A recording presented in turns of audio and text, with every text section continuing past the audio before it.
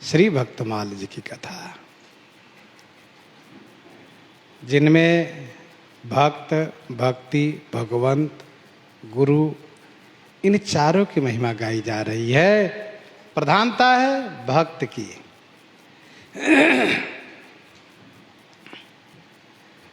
स्वामी प्रियादास जी ने श्री नाभा गोस्वामी जी की आज्ञा पा करके कवित्व वध किया। स्वामी नाभा गोस्वामी जी ने छप्पे बनाया था, इन्होंने कवित्व वध किया। 4 पंक्ति का कवित्व बनाया।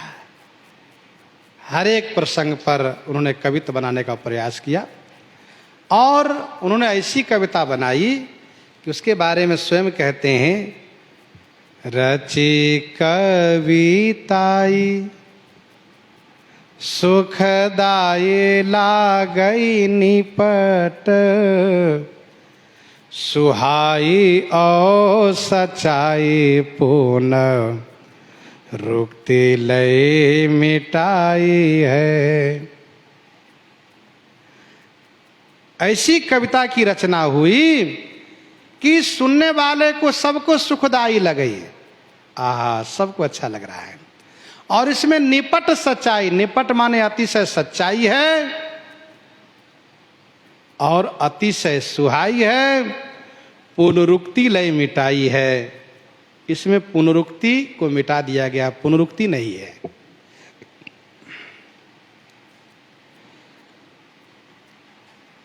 निपट, सुहाई और सच्चाई का मतलब यह है कि बहुधा कवि लोग निपट झूठाई, असुहाई कविता बनाने में लग जाते हैं। नई बात होनी चाहिए, लोक रंजन होना चाहिए। कल आपने सुना कि कवि ने एक श्लोक बनाया, कमले बसति ब्रह्मा हरि शेते च बारिधौ हरौ हिमालय सेते। क्यों जानते हो? जाने मत कुन संकया, खटमल के डर से। ब्रह्मा जी कमल में रहते हैं, शिव जी हिमालय में रहते हैं, भगवान विष्णु क्षीर सागर में रहते हैं। क्या ये सच्चाई है? नहीं, ये निपट झूठाई है। और ये केवल मनोरंजन के लिए है। कुछ लोग सोचते हैं कि हम ब्रह्मा जी, शिव जी के बारे में कुछ कह दें, नई बात लोगों को बड़ा अच्छा लगे, बहुत अच्छा लगे, वो अपने एक लोक मनोरंजन के लिए। लेकिन उससे क्या होता है कि उसके जीवन में हानि होती है।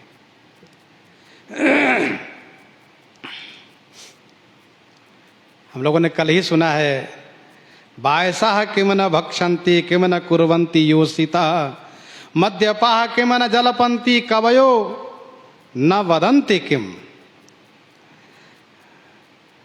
कौआ क्या नहीं खाता है, स्त्री क्या नहीं कर सकती है, कान करई अबला प्रबल, शराबी लोग क्या नहीं बोल सकते हैं, वैसे कवि क्या नहीं लिख सकते। कवि के पास कलम की शक्ति है, कुछ भी लिख दे वो।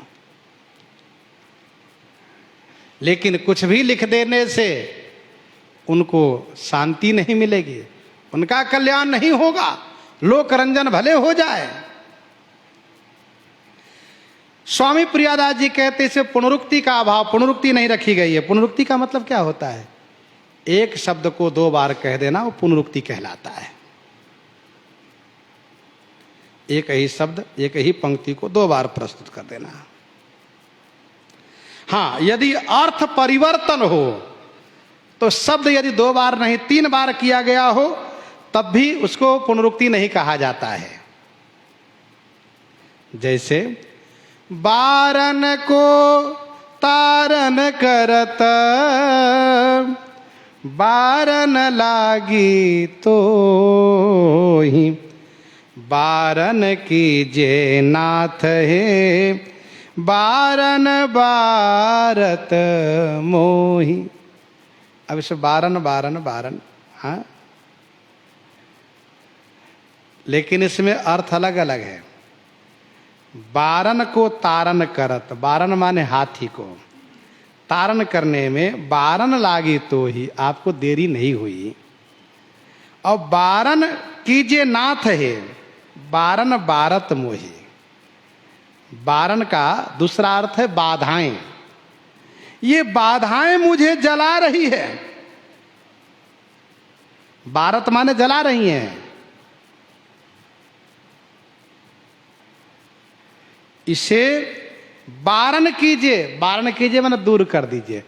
तो बारन माने हाथी, बारन माने बाधा, बारन माने दूर, अर्थ अलग अलग हो गया। तो इसको पुनरुक्ति नहीं कहते, ये तरीका है। बिना गोरसम कोरसो भोजनानाम, बिना गोरसम कोरसो भोजनानाम, बिना गोरसम को रसो भूपति नाम, बिना गोरसम को रसः पंडिता नाम, बिना गोरसम को रसः कामिनी नाम। अब यहां पर गोरस इस श्लोक में बार बार प्रयोग किया गया है, लेकिन इसका अर्थ अलग अलग है। भाई भोजन का आनंद तब हो जब गोरस उसके साथ हो। गोरस माने गौ का रस, दूध हो, दही हो, घी हो, ये मतलब हुआ। बिना गोरसम को रसो भोजनानाम, भाई बिना गोरस के भोजन में आनंद कहाँ है? को रसो, स्पष्ट हो गया ना।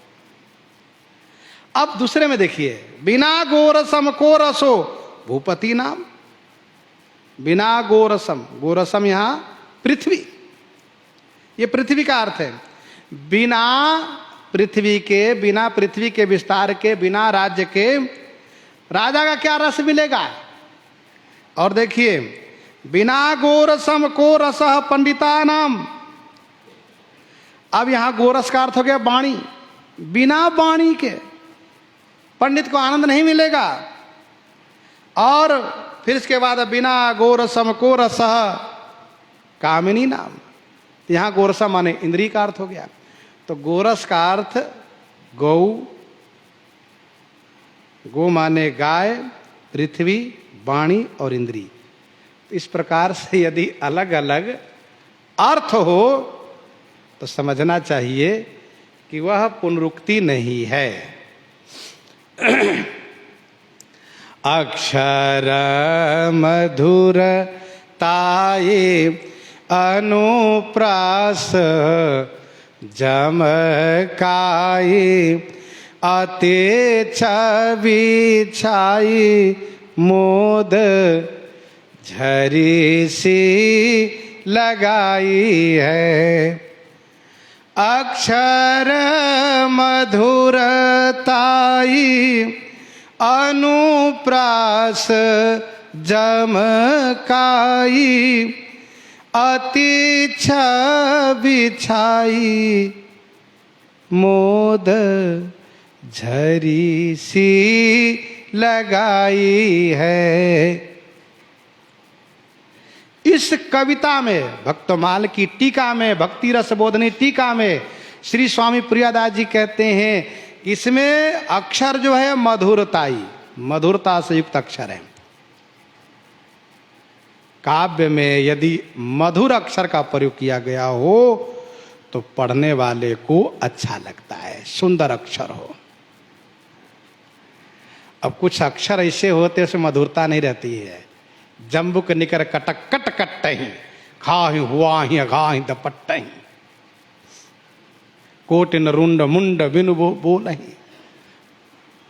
तो ये इस प्रकार से ये शब्दों में मधुरता नहीं है, अक्षरों में। स्वामी प्रियादास जी कहते हैं अक्षर मधुरताई। काव्य का एक नियम होता है, जहां उसकी आवश्यकता होती वहां शब्द ऐसे अक्षर रखे जाते हैं। स्वामी प्रियादास जी ने कहा कि अक्षर मधुरताई अनुप्रास जमकाई। आहा, इसमें अनुप्रास शब्द का अलंकार बहुत सुंदर है।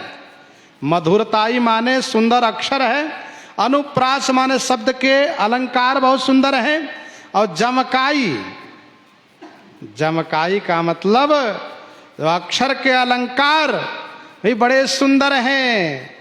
जैसे जैसे पिए लखी सिय की माधुरी, तृण तोरन की चाह, लगे लेन तृण धनु मिले तोरे उ सहित उछा।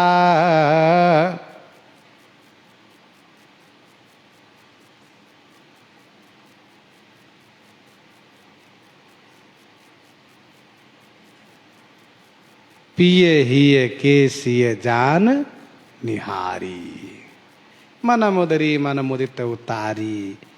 ये है जमकाई, यानी अक्षर के अलंकारों का सुंदर संयोजन है। ऐसी छवि छाई है, मोद झरी सी लगाई है। इस काव्य में, इस टीका में ऐसी छवि मन सुंदरता छाई है कि आनंद की झरी सी लग गई है, आनंद की झरी सी लग गई है। अनुप्रास के संदर्भ में स्वामी श्री गणेशदास जी कहते हैं, एक अलंकार जिसमें किसी वाक्य में एक ही शब्द का, एक ही शब्द या अक्षर का बार बार प्रयोग किया जाता हो, उसे अनुप्रास कहते हैं। यमक, एक अलंकार जिसमें किसी कविता में एक ही शब्द भिन्न भिन्न अर्थों में कई बार प्रयोग किया जाता हो, इस प्रकार से कहा जाता है। सुंदर सुजान, सुंदर सुजान पर मंद मुस्कान पर बांसुरी की तान पर, सुंदर सुजान पर मंद मुस्कान पर बांसुरी की तान पर, ठौरन ठगी रही मूरति विशाल पर, कंचन सी माल पर, हंसन सी चाल पर, खोरन खगी रहे भौहें धनु मैन पर, लोने जुगन नयन पर, शुद्ध रस बैन पर, बाहिद पगी रहे चंचल से तन पर, सांवरे बदन पर, नंद के नंदन पर लगन लगी रहे। तो इस प्रकार से एक यमक अलंकार होता है, इसको कहते हैं यमक अलंकार। अब आपने सुना कि कितना बढ़िया, सुंदर सुजान पर, मंद मुस्कान पर और बांसुरी की तान पर, ठौरन ठगी रहे। ये यमक अलंकार कितना बढ़िया संयोजन है शब्द रचना की। मूर्ति विशाल पर, कंचन सी माल पर, हंसन सी चाल पर, खोरन खगी रहे भौहें धनु मैन पर, लोने जुग नयन पर, लोने माने सुंदर, जुग नयन पर, शुद्ध रस बैन पर, बाहिद पगी रहे चंचल से तन पर, सांवरे बदन पर और नंद के नंदन पर लगन लगी रही।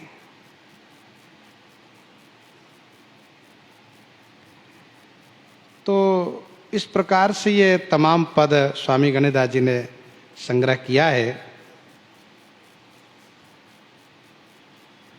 झांकती है का झरोखे लागी,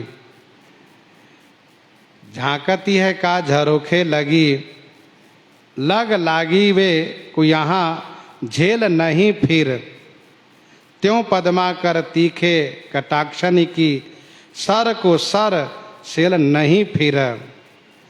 तो ये सब यमक अलंकार है। यमक अलंकार में एक शब्द की रचना जो होती है वो अपने आप अंदर से आनंद को प्रकट करता है, उसको पढ़ने में, उसको बोलने में।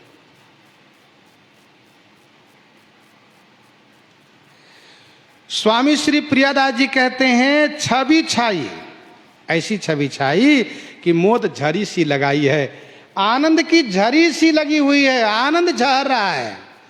अर्थात भक्तमाल के पाठ करने पर, भक्तमाल पढ़ने पर आनंद ही आनंद की वर्षा होती है।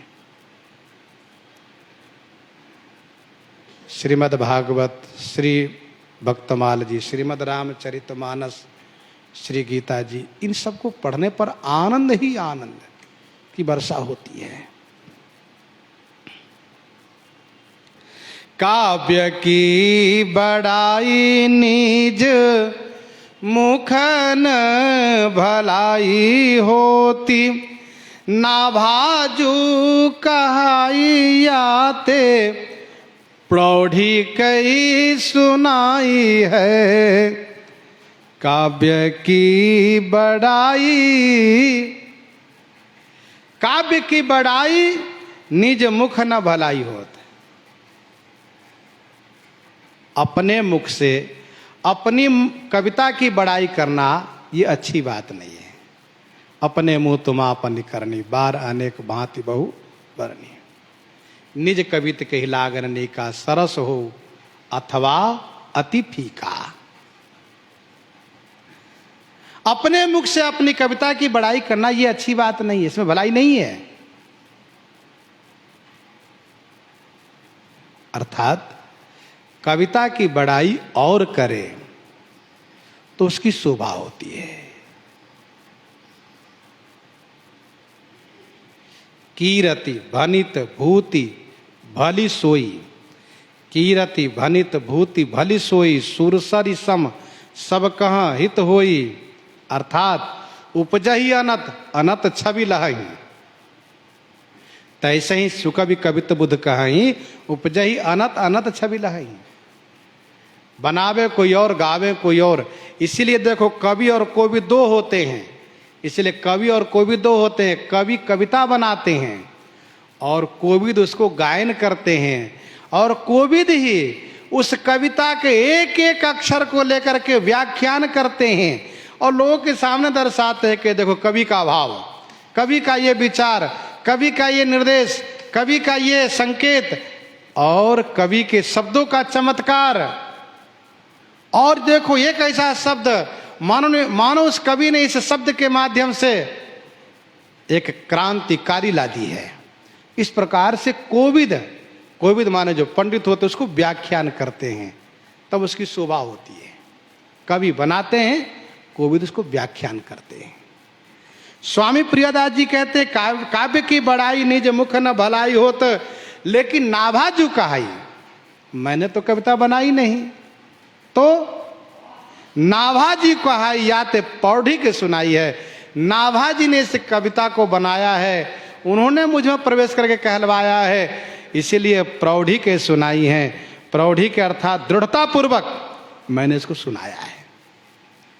ध्यान दीजिएगा, गोस्वामी श्री तुलसीदास जी महाराज इसी भाव को निवेदित करते हैं। वे ये कहते हैं क्या कि यह जो श्रीमद् रामचरितमानस की कथा है, इसकी रचना मैंने नहीं की है, फिर ये तो रचना भगवान शिव की है।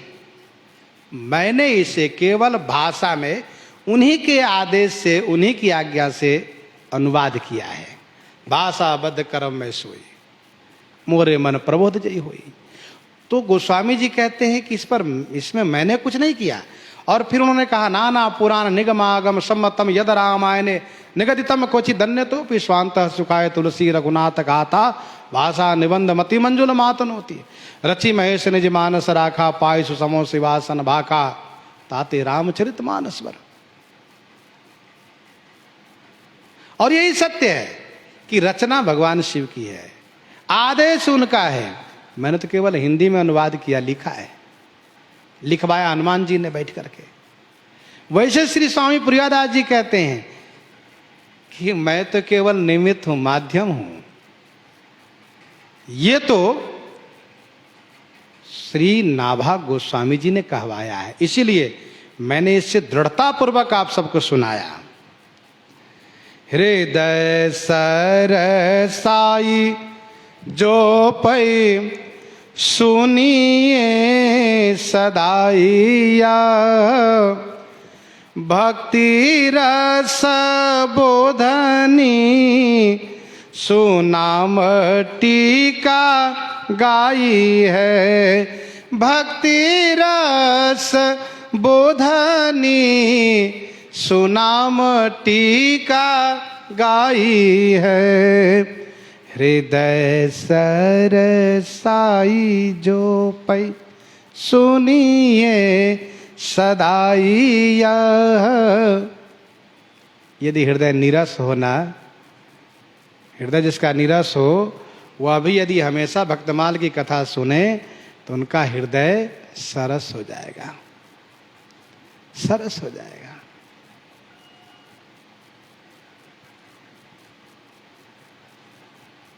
उनका हृदय बिल्कुल सरस हो जाएगा।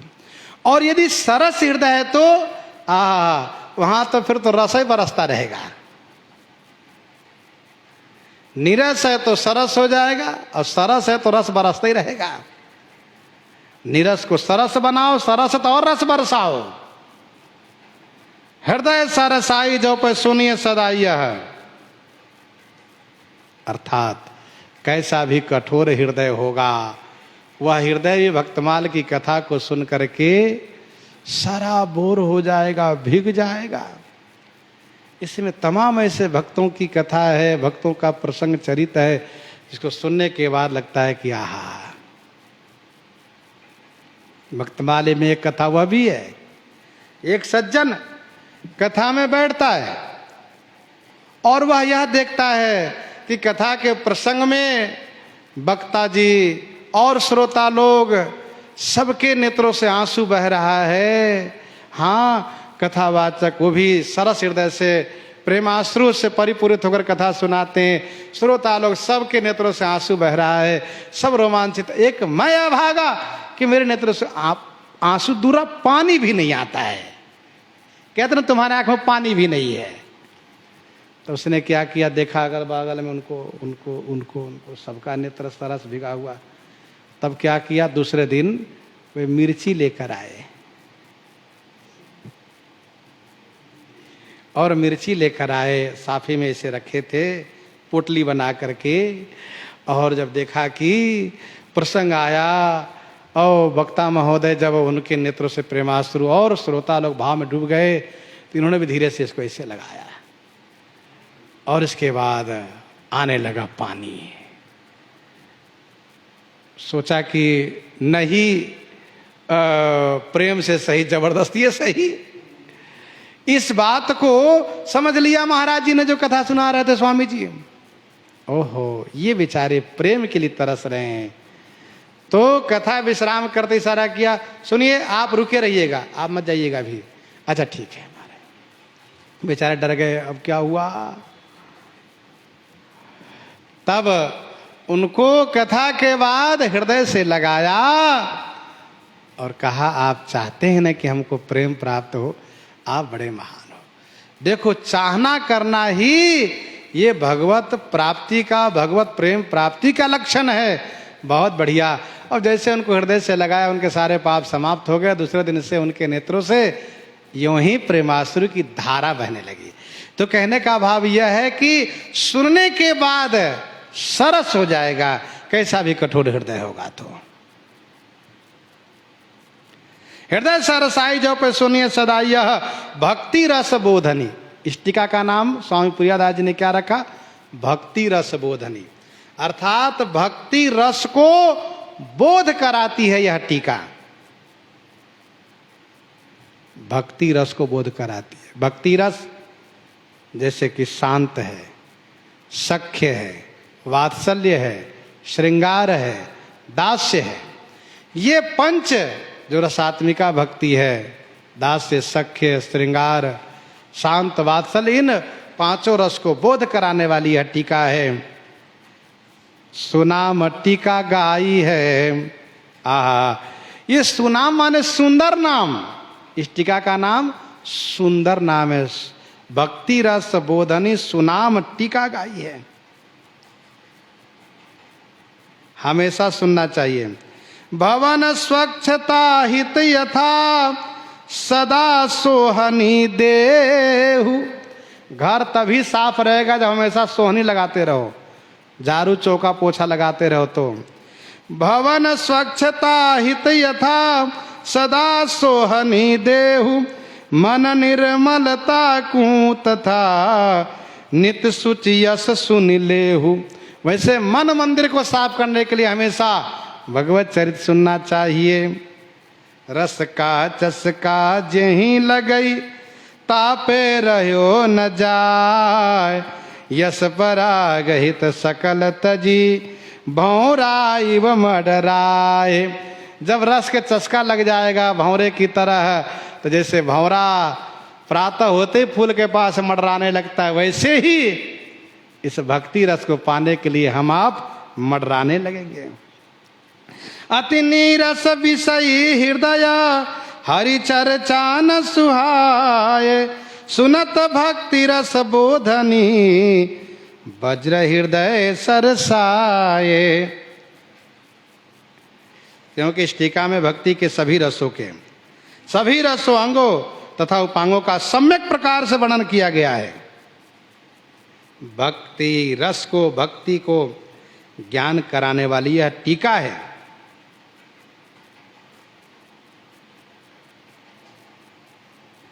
जितनो सुनो उतनो अधिक सरस लगती है। तो भक्ति रस बोधनी सुनाम टीका गाई है। एक बात और सुन लीजिए, सुनाम माता पिता का दिया हुआ नाम होता है। माता पिता का दिया हुआ नाम होता है। और गुरुजी तथा महापुरुषों का दिया हुआ नाम सुनाम होता है। सुनाम, तो ये भक्ति रस बोधनी गुरुजनों का दिया हुआ इसका सुनाम है। यह सुंदर टीका है। इस प्रकार से स्वामी प्रियदास जी महाराज अपनी भावना को निवेदित कर रहे हैं और आगे भक्ति के स्वरूप का वर्णन जैसा करते हैं सुनेंगे आगे इन्हीं के साथ। सीताराम सीताराम सीताराम सीताराम।